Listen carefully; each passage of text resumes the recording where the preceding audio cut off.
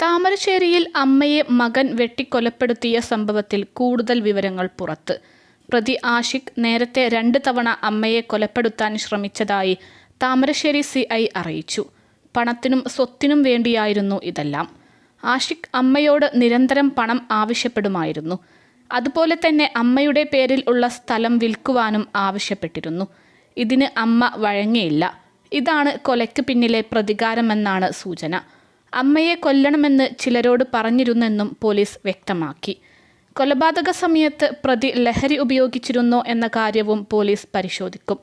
അമ്മയെ കൊലപ്പെടുത്തിയതിൽ യാതൊരു കുറ്റബോധമോ കൂസലോ ഇല്ലാതെയായിരുന്നു പ്രതിയുടെ പ്രതികരണം.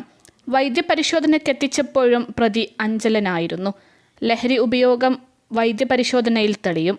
ജന്മം നൽകിയതിനുള്ള ശിക്ഷ നടപ്പാക്കി എന്നാണ് ഇന്നലെ കൊലപാതകത്തിനു ശേഷമുള്ള മകന്റെ പ്രതികരണമെന്ന് നാട്ടുകാർ പറയുന്നു. താമരശ്ശേരി ഇരിങ്ങാപ്പുഴയ്ക്ക് സമീപം ചോഴിയോട് ഇന്നലെയാണ് നാടിനെ നടുക്കിയ ക്രൂര കൊലപാതകം നടന്നത്. ശസ്ത്രക്രിയ കഴിഞ്ഞ് കിടക്കുകയായിരുന്ന സുബൈദയെ തൊട്ടടുത്ത വീട്ടിൽ നിന്ന് ആയുധം വാങ്ങിയാണ് ആഷിഖ് ക്രൂരമായി വെട്ടിക്കൊലപ്പെടുത്തിയത്. കൊലയ്ക്ക് ശേഷം വീട്ടിൽ ഒളിച്ചിരുന്ന ആഷിഖിനെ നാട്ടുകാരാണ് പോലീസിൽ ഏൽപ്പിച്ചത്. സുബൈദയുടെ സഹോദരി സക്കീനയുടെ ചോയിയോട്ടെ വീട്ടിൽ ശനിയാഴ്ച ഉച്ചയ്ക്ക് 2:30-ക്കാണ് സംഭവം.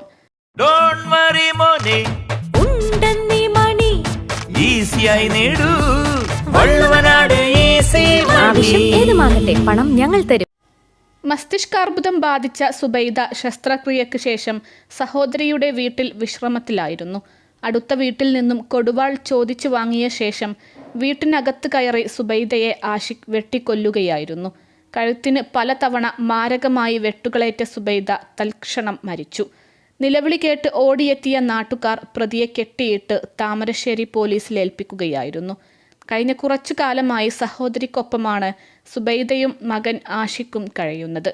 +2-ന് ശേഷം ഓട്ടോമൊബൈൽ കോഴ്സ് പഠിക്കാൻ ആഷിഖിനെ ചേർത്തിരുന്നു. കോളേജിൽ ചേർന്ന ശേഷം ആഷിഖ് മയക്കുമരുന്നിന് അടിമയായി. അന്നു മുതൽ സുബൈദയ്ക്ക് പ്രതിസന്ധിയും തുടങ്ങി. മയക്കുമരുന്നിന് അടിമയായ ആഷിഖ് ഇടയ്ക്ക് വീട്ടിൽ പ്രശ്നങ്ങളുണ്ടാക്കാറുണ്ടായിരുന്നു. ഒരു തവണ നാട്ടുകാർ പിടിച്ച് പോലീസിലേൽപ്പിക്കുകയും ചെയ്തു. പിന്നീട് അഡിക്ഷൻ സെന്ററുകളിൽ ചികിത്സയിൽ കഴിഞ്ഞിരുന്നു. ഒരാഴ്ച മുൻപ് ബംഗളൂരുവിൽ നിന്നെത്തിയ ആഷിഖ് 4 ദിവസം മുൻപ് കൂട്ടുകാർക്കൊപ്പം പുറത്തു പോയിരുന്നു. തുടർന്ന് വെള്ളിയാഴ്ച രാത്രിയിലാണ് മടങ്ങിയെത്തിയത്. ഈ ഘട്ടത്തിൽ കാര്യമായ പ്രശ്നങ്ങളൊന്നും ഉണ്ടായിരുന്നില്ല. പിന്നീട് ശനിയാഴ്ച സക്കീന ജോലിക്കായി പുറത്തു പോയിരുന്നു. ആ സമയത്തായിരുന്നു കൊല.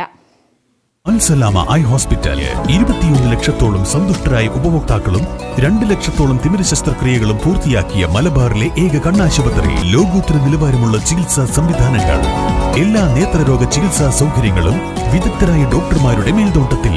Al Salama eye hospital, hospital road, Perinthalmanna.